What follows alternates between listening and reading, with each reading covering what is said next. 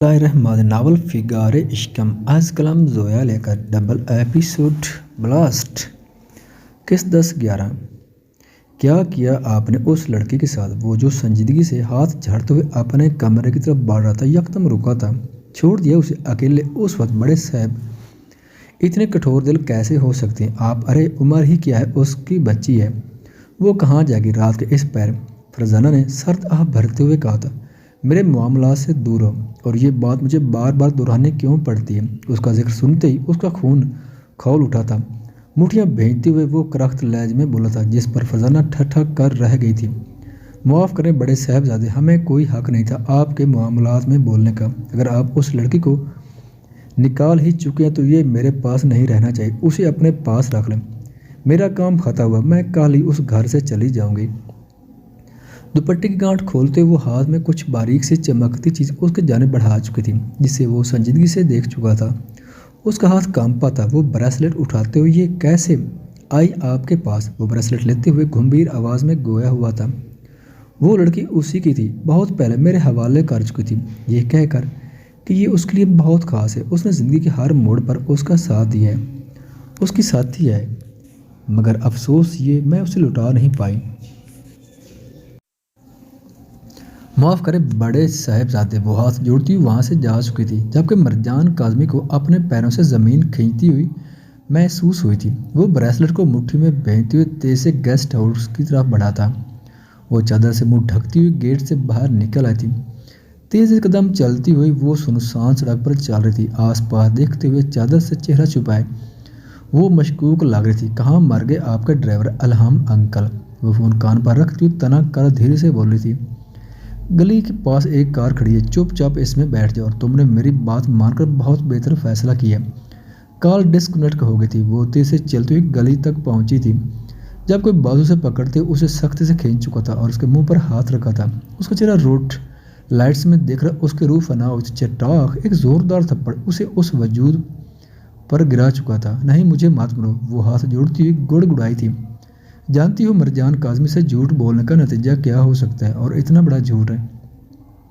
वो उसे बाजू से खींचते हुए दबोच गया था। इसमें मेरी कोई गलती नहीं, मैं तुमसे प्यार, जस्ट शट अप। उसे कड़ाकेदार लहजे पर वो सहमी हुई कांप गई थी। मैं सच कह रही, मैं तुमसे बदला लेना चाहती थी, मगर मैं नहीं ले पाई।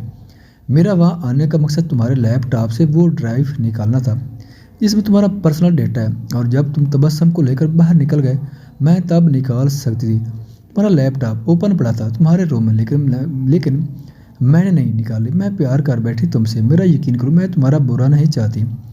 वो भरवाई हुई आवाज़ में सब बगैर पूछे ही बता रही थी, जबकि लफ्ज़ तबस्सुम पर उसके दिल ने एक बीट मिस की थी। हाँ वही है तबस्सुम, तुम जान गए हो ना। जब मैंने तुम्हें उस नौकरानी से ब्रेसलेट लेते देखा तो मैं डर गई थी, तुम्हें सब पता चल गया, इसलिए मैं भाग निकली। मुझे खौफ था तुम मुझे मार दोगे। वो घबराते हुए कहती नज़रें झुका गई थी। ज़रा थी। वो उसके बाजू पर गिरफ्त हल्की करते हुए सदमे और अफसोस के साथ एक कदम पीछे हटा था। वो सहमी हुई भागने की कोशिश में पीछे हटी थी। वो संजीदगी से उसे देख गया था। नहीं, एक स्टेप और नहीं। वो पैंट की पॉकेट से पिस्टल निकालती उसे गन पॉइंट पर ले गई थी, जबकि वो अपनी जगह से 1 इंच नहीं हिला था। अब भी वक्त है, सब भूलकर मेरे साथ चलो। मैं प्यार कर बैठी हूँ तुमसे, मैं कसम खाती हूँ किसी से तुम्हारी आइडेंटिटी के बारे में कुछ नहीं कहूँगी। तुम कौन हो, क्यों हो, राज रहेगा, मुझसे निकाह कर लो, हम यहाँ से दूर चले जाएंगे। घबराते हुए एक कदम पीछे हटकर वो जल्दी से बोली थी, जिस पर वो करख्त नज़रों से उसे देख गया था, जो उसके लैपटॉप से उसके बारे में सब कुछ जान चुकी थी। ठीक है, जैसे तुम कहोगे वैसा ही होगा। वो दोनों हाथ पैंट की पॉकेट में डालते हुए उसकी तरफ बढ़ा था, जिस पर वो हैरान हुई थी और कांपते हाथों से पिस्टल उसकी तरफ कर गई थी।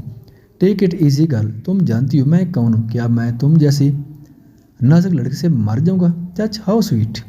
वो तनज़िया मुस्कुराते हुए उसके इर्द गिर्द घूम रहा था, जैसे कोई उकाब अपने शिकार पर झटकने की ताक में हो।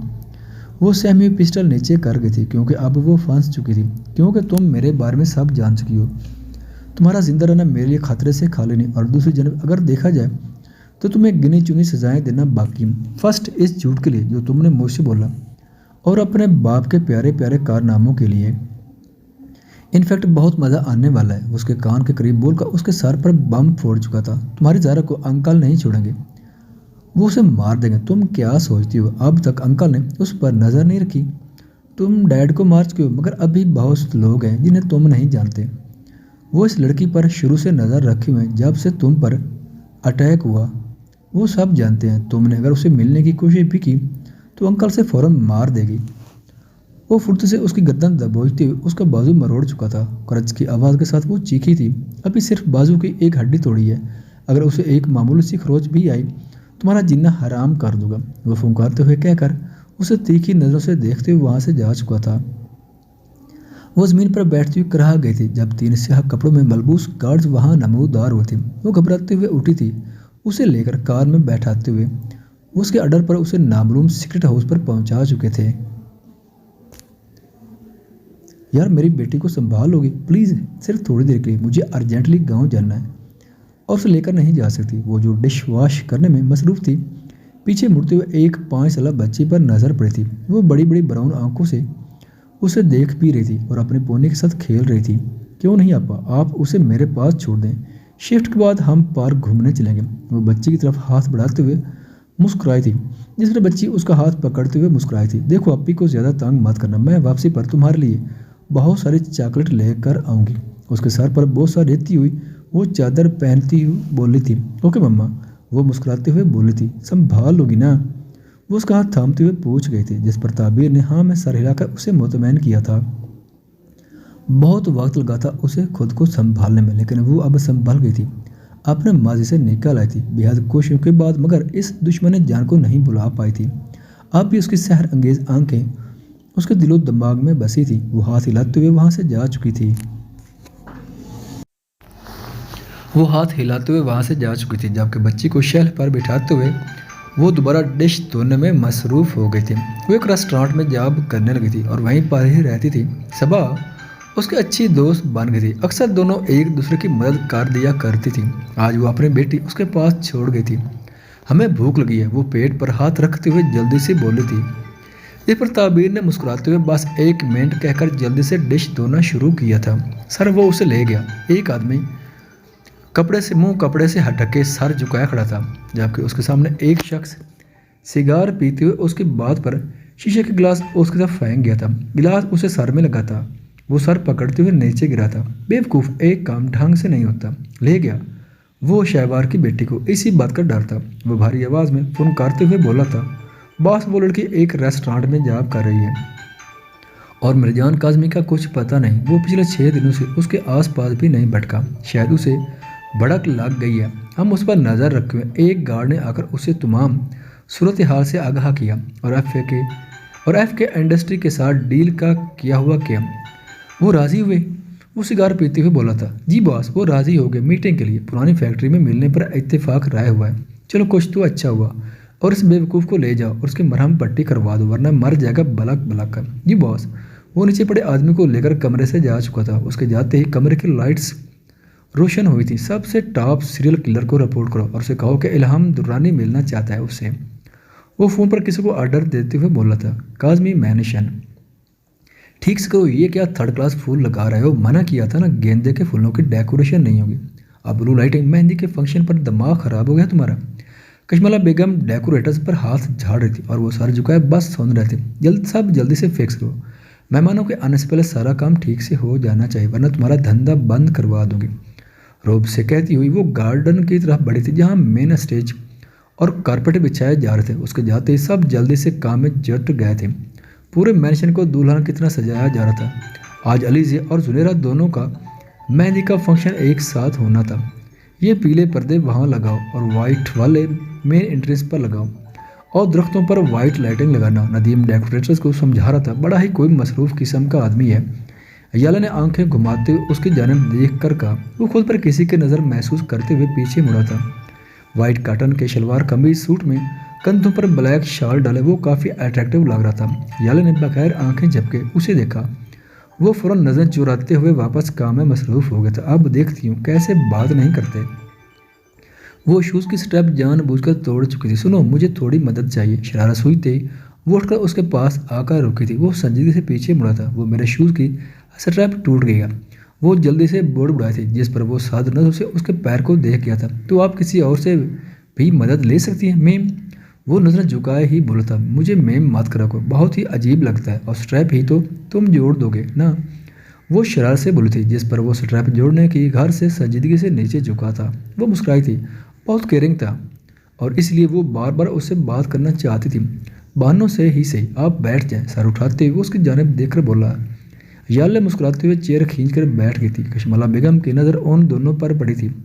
याले मुस्कुराते हुए उसे देख रही थी और वो संजीदगी से स्ट्रैप जोड़ने में मसरूफ़ था। वो मुस्कुराते हुए उन दोनों के पास आए थे। याले, मेरा बच्चा क्या हुआ है, क्या हो रहा है यहाँ? वो लहजे में शेरनी शिरीनी घोलते हुए बोली थी, जबकि नदीम संजीदगी से उठा था उन्हें देखकर सर झुकाते हुए। याले ने घबराकर नदीम को देखा था। बेटा, यहाँ नौकरों में क्या कर रही हो तुम? जाओ अंदर अपनी भाभी को तैयार करने में मदद करो। वह नदीम को देखकर तन से बोली थी। और तुम जाकर काम करो। नदीम सर झुकाते हुए वहाँ से जा चुका था। याले ने अफसुर्दगी से उसे जाते देखा था। बेटा, अपने स्टैंडर्ड के लोगों में रहा करो, समझ रही हो ना? कश्मला बेगम ने मीठे लहजे में कहा। याले सर को हाँ में हिलाती हुई गोल्डन भारी लहंगा संभालते हुए मेंशन के अंदर जा चुकी थी। नदीम ने सब बखूबी सुना था, मगर वो कुछ नहीं बोला था। हर्ब मिर्जान का मेहंदी का ड्रेस लेकर उसके कमरे की तरफ बढ़ा था। धीरे से दरवाज़ा खोलते हुए वो अंदर आया था। खुमार आलूद आंखों से वो सर उठाते हुए उसे देखकर दोबारा कुशन पर सर रख गया था। भाई, ये क्या है? आज आपकी मेहंदी का फंक्शन है और आप अभी तक सो रहे हैं? हरब हैरानी से पूछ गया था। अपनी बकवास बंद करो, वो संजीदगी से कहते हुए आंखें मूंद गया था। ये क्या है? आपने शराब पी है भाई? वो बेड के करीब पड़ी वाइन की खाली बोतलों का ढेर देखकर चौंका था। वो सुर्ख आंखों से उसे बदमजा होकर देख गया था। ये क्या हाल बनाया हुआ है भाई? पूरे कमरे की बिखरी हालत पर जब हरब की नजर पड़ी तो वो मजीद हैरान हुआ। वो आंखें दोबारा मूंदते हुए सो गया। क्या हुआ है भाई? वो धीरे से उसके पास बैठते हुए पूछ रहा था। वो आंखें मूंदे बस करवट बदल गया था। अगर इतनी ही खास है तो वापस क्यों नहीं ले आते खुद को तकलीफ देकर? किसे बेवकूफ़ बनाना चाहते हैं आप भाई? हरब की बात पर वो सुर्ख अंगार आंखों से उसे देख चुका था। मदद चाहता हूँ, लेकिन आपकी हिफाजत मेरी पहली जिम्मेदारी है। इसलिए जब कल आप अकेले घर से गए, कल रात मैंने आपका पीछा किया और सब देख और सुन लिया। वो उसका गिरेबान पकड़ चुका था। आप मोहब्बत कर बैठे हैं उससे भाई, हरब ने लाभ भींगते हुए सच कहा था। वो उसका गिरेबान छोड़ता हुआ पेशानी पर बिखरे बालों में हाथ फेरते हुए इसे एक जानब देख गया था। हरब ने उसके हाथ में वही सुर्ख दुपट्टा देकर उसकी जानब देखा जो पूरी रात उसे सीने से लगाए सोया रहा। वो संजीदगी से कुछ सोच रहा था। ये सब आपके फैसले पर है। अगर वो इतनी खास है तो जाएं, इसी पर उसे ले कर आए। वो कहते हुए उसका ड्रेस उसके पास रखते हुए उठकर चला गया था। वो सपाट नजरों से अपने मेहंदी को सूट को देख गया था। आफरीन, कहाँ होती हो आजकल? तुम्हें तो बाहर होना चाहिए, तुम अंदर, तुम रो रही हो क्या? कसाब बेगम कमरे में दाखिल ही हुई थी जब उन्होंने जल्दी से आफरीन बेगम को चेहरा साफ करते देखा। वो घम छुपाने के लिए मुस्कुरा रही थी। आफरीन, तुम रो रही थी, आखिर क्या हो गया? उस घर में कितना कुछ बदल गया। कसाब बेगम की बात पर वो सर्द आह भर कर रह गई थी। तुम अच्छे से जानती हो कसाब, मेरी जान ज़रा से बचपन से मोहब्बत करता था और अब मेरी ही बेटी की जिद पर शायद वो मजबूरी में ये शादी कर रहा है। और मुनव्वर साहब ने एक बार नहीं पूछा मुझसे कि मैं क्या चाहती हूँ। आखिर वो मेरी बच्ची है कसाब, क्या मेरा हक नहीं है? आफरीन बेगम रोते हुए बोली थी। कसाब बेगम ने आफरीन बेगम के कंधे पर हाथ रखते हुए उन्हें दिलासा दिया। मैं जानती हूँ कि हिमालय के आने के बाद घर के हालात कदरे संजीदा हो गए हैं। मुनव्वर तुम्हें वो मकाम नहीं देता। तुम क्यों नहीं बोलती अपने हक में आफरीन?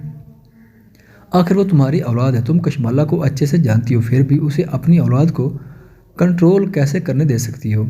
वादा करो मुझसे कि आज मुनव्वर साहब से उस बारे में बात करोगी। आफरीन बेगम नज़रें झुका गई थी। वो हरगिज़ मुनव्वर साहब के सामने नहीं बोल सकती थी और उनकी चुप्पी का फ़ायदा पिछले कई सालों से कश्मला बेगम उठा रही थी। क्या उसने तुमसे इस बारे में बात की? मुनव्वर साहब ने कश्मला बेगम की जानब देखते पूछा, जो मिरर में देखकर कान में झुमके डाल रही थी। नहीं मुनव्वर, उसने अभी तक कुछ नहीं कहा और मैं हैरान हूँ। वो अपने बाप से जुड़ी बातें जानने में कोई जल्दी नहीं दिखा रहा। और तो और ये शादी भी कर रहा है। उसके दिमाग में कुछ तो चल रहा है मुनव्वर। कश्मला बेगम चालाकी से बोली थी। हो सकता है उसे सिर्फ बिजनेस और प्रॉपर्टी में दिलचस्पी हो। मुनव्वर साहब ने दाढ़ी खुजाते हुए कहा, नहीं मुनव्वर, कुछ और है जो वो छुपा रहा है और हम कोई जल्दबाजी नहीं करेंगे क्योंकि वो हमसे 4 कदम आगे रहता है। एक भी ओवर स्टेप और हमारे सामने राज खोल जाएंगे। उसके बाद वो हमें धक्के मारकर उस घर से रफा दफा कर देगा। वो हाथ हिलाते हुए मुंह बसोरती बोल रही, जिस पर मुनव्वर साहब सर खुजा कर रह गए। बास अलहमी दुरानी आया है। बस दुरानी आया। मुंह मार के ढाम पे एक गार्ड उसे कमरे तक ले जाकर दरवाज़ा बंद करते हुए बोला था। वो कुर्सी के पोस्ट से टेक लगाए अंधेरे में टांग पर टांग चढ़ाया बैठा था। उसकी शख्सियत का अंदाज़ा लगाना मुश्किल था। उस लड़की को मारना, डैम, आज ही। वो एक फ़ोटो टेबल पर डालते हुए हकारा से बोला, जिस पर वो कुर्सी घुमाते हुए टेबल से फ़ोटो उठा गया था। इतनी छोटी। उसकी मासूमियत देखते हुए सिगरेट का धुआं उड़ाता हुआ भारी गंभीर आवाज़ में बोला था, मासूमियत पर मत जाओ, सिर्फ अपना काम करो, जितनी रकम चाहिए मिल जाएगी। मगर पुलिस को भड़क पीर नहीं लगनी चाहिए कि ये मर्डर है। अल्हम्दुलिल्लाह खबासा से बोला था, 40। वो सिगरेट का कश लगाते हुए मुस्कुराकर बोला था, 40 लाख एक लड़की के लिए। अल्हम्दुलिल्लाह चौंका था। ये मत बोलो, तुम एक मासूम ज़ी रूह को मरवा रहे और मैं लड़की को नहीं मारता। और अगर डील फिक्स नहीं तो मैं तुम्हारा नाम इस फोटो समेत पुलिस के हवाले कर सकता हूँ। वो साद लहज में बोला था। इल्हाम को पसीने छूटे थे। ठीक है, मेरी बला से जो करना है करो, उसके टुकड़े करके कहीं भी फेंक दो, बस पता नहीं चलना चाहिए कि ये इंसान है और कत्ल हुआ है। दुनिया के बेहतरीन सीरियल किलर हो, मुझे डिसअपॉइंट मत करना। और ये रहा कैश। ब्रीफ केस उसके सामने खोलते हुए वो खबासत से बोला। वो गार्ड को इशारा कर चुका था, जो जल्दी से पैसे गिनते हुए हाँ में सर हिला गया था। हो जाएगा, वो उसे मुतमैन कर चुका था। वो लड़की इस वक्त वंडरलैंड रेस्टोरेंट में है। मेरे आदमियों की उस पर नज़र है, फिक्र मत करो, तुम्हें कुछ नहीं कहा जाएगा। उसे उठवा लो वहाँ से, फिर उसके साथ जो भी करो, मगर उसे मार देना।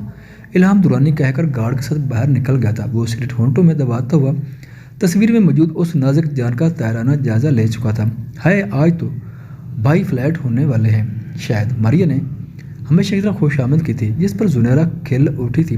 वो पीले रंग के हैवी लहंगे में बालों को रोल लिए हुए, स्मोकी आइस मेकअप के साथ रेड लिपस्टिक लगाए हुए, फ्लावर ज्वेलरी पहने हुए था। फ्लीट हो जाएगा ना पक्का। एक बार फिर खुद को मिरर में देखते हुए वो शक कर गई थी। अरे चलिए, बिल्कुल नहीं हुए फ्लीट, हम सब जानते हैं वो तुमसे ज़्यादा हैंडसम, डैशिंग, हॉट। जुनेरा ने गुस्से से कुशन मारिया के मुंह पर मारा। उसकी लिपस्टिक फैल गई थी। निकमी मेरा मेकअप खराब कर दिया। हैंड मिरर से टिश्यू से फैली लिपस्टिक साफ करती हुई वो खफगी से बोली थी, आइंदा अगर मेरे मरजान के बारे में ऐसी थर्ड क्लास लैंग्वेज इस्तेमाल की तो तुम्हारा मुंह तोड़कर हाथ में पकड़ा दूंगी। जुनेरा मुंह फुलाती हुई बोली, ही हाय जल गई मैं तो। मारिया ने मुंह बसुरा। अली से हाथ में चूड़ियाँ डालते हुए उठ रही थी जब सामने खड़े दैम को देखकर डर गए। जान चली जाती मेरी डर से। कब से खड़े हैं आप यहाँ? लीजे ने आंखें फैलाकर उससे पूछा, जो पीले कलर के जामिया वार सूट पर कोट पहने हुए था, जिस पर गोल्डन तिल्ले का काम किया गया था। इंतहा का हैंडसम लग रहा था। वो मुस्कुराते हुए उसे सर से पांव तक देख गया था। वो पीले हैवी शरारे पर ग्रीन चोली पहने हुए थी। कंधे पर नफासा से सेट की गई येलो चुनरी लंबे बालों को खोले हुए वो बहुत प्यारी लग रही थी। हेलो, उसकी आंखों के सामने चुटकी बजाकर बोला। वो आंखें झपकती हुई शर्म से मुंह फेर गई थी। आप प्लीज़ जाएं इधर से, क्यों आत्मा बनकर भटकते रहते हैं? उसको दिल जला गई थी। मैं सिर्फ आपको ये पहनाने आया था, मगर जब आपको परवाह ही नहीं तो आप खुद पहन लीजिएगा। वो नाराजगी से उसके हाथ में फूलों के गजरे देता हुआ जाने लगा। जब अलीज ने उसका हाथ थामा, सॉरी, वो धीरे से कहते हुए उसे पीछे से गले लगा गई थी। पागल लड़की। वो उसका हाथ सीने पर रखते हुए नरमी से बोला, जिस पर वो खिलकर मुस्कुराई थी। सब मामूल के मुताबिक चल रहा था। जब फिजा में फर्क ने सबको बहरा कर दिया था। कोई अपनी जगह से नहीं हिलेगा। कुछ आदमी मुंह ब्लैक कपड़े से ढके असले के साथ रेस्टोरेंट में दाखिल हुए थे। वो बच्ची सहमी हुई ताबीर के पीछे छुपी थी। ताबीर ने घबराते हुए उसे काउंटर के पीछे छुपाया था। ताबीर को देखकर एक आदमी ने बाकी के आदमी को इशारा किया। वो उसका बाजू पकड़ चुके थे। छोड़ो हमें। वो नफरत से बाजू छुड़ाने की कोशिश करते हुए चीखी थी। रेस्टोरेंट में मौजूद सब लोगों को, यहाँ तक कि मैनेजर को, सांप सूंघ गया था। छोड़ो हमारी आपी को। वो 5 साल की बच्ची काउंटर के पीछे से निकली थी। ताबीर का हाथ पकड़ते हुए वो आदमी को पीछे धक्का देते हुए बोले, नहीं बेटा, आप जाओ यहाँ से। वो बच्ची को दूर करते हुए रोकर बोली थी, बस। उसके साथ एक बच्ची है, तकरीबन 5 साल की। कान में लगे टूथ पर वो उंगली रखते हुए उसे आगाह कर चुके, ब्रिंग देम बोथ हियर। ताबीर ने उसका हुक्म सुनकर उस बच्ची को सीने से लगाया था। नहीं, मैं चलूँगी, मगर ये नहीं, प्लीज़, ये मेरी जिम्मेदारी है, उसे नहीं। ताबीर ने हाथ जोड़ते हुए कहा। आदमी ने बाकियों को इशारा किया। वो इन दोनों को पकड़ते हुए रेस्टोरेंट के बाहर रुकी ब्लैक करोला कार में बिठा चुके थे। ताबीर के बेहद एहतजाज करने पर आदमी ने उसके मुंह पर जोरदार थप्पड़ मारा था। वो गाल पर हाथ रखते हुए सिसकी थी। उसके होंठ से खून रिस रहा था। आप ही। वो बच्ची उसे गले लगाते हुए रोने लगी थी। कुछ नहीं होगा, उसे दिलासा देते हुए वो घबरा गई थी। कुछ ही देर में कार एक अनजान जगह पर रुकी थी। दूर दूर तक कोई आबादी नहीं थी। बस एक पुरानी हवेली थी। आदमी उन्हें लिए हवेली के अंदर दाखिल हो गए थे। इन दोनों को अंधेरे कमरे में बंद कर दिया गया था। कुछ देर बाद कमरे का दरवाज़ा खुला। एक परछाई नमूदार है, उसके पीछे 3 आदमी भी अंदर आए थे। वो सामने पड़े सोफे पर बैठते हुए उस सहमे वजूद को देख गया था जो इस वक्त इस बच्ची को छुपाने की कोशिश कर रही थी। वो वाइन का गिलास होंठों से लगाते हुए संजीदगी से उन्हें देख रहा था। वो सहमी हुई अंधेरे में उसे पहचानने की कोशिश कर रही थी, मगर सिर्फ उसकी परछाई की कुछ और नज़र नहीं आ रहा था। हमें जानने दें प्लीज़, हम किसी से आपके बारे में कुछ नहीं कहेंगे। वो कांपती आवाज़ में उसकी परछाई से मुखातिब हुई। वाइन का गिलास साइड टेबल पर रखते हुए वो सोफे से उठकर उसके करीब नीचे बैठा था जिस पर वो खौफजदा होकर दीवार से लगी थी। उसके इशारे पर आदमी बच्ची को वहाँ से ले जा चुका था। तुम यहाँ से जा सकती, मगर एक शर्त है। उसके करीब होकर वो सर तरीन लहजे में बोला था। वो घबराते हुए उसकी जानिब देख गई थी। मुझसे निकाह कर लो, उसके बाद मैं तुम्हें छोड़ सकता हूँ। अलबत्ता अगर तुम किसी और तरीके से यहाँ से भागने का सोच रही हो तो भूल जाओ, मैं तुम्हारी जान ले सकता हूँ, मगर तुम्हें जाने नहीं दूंगा।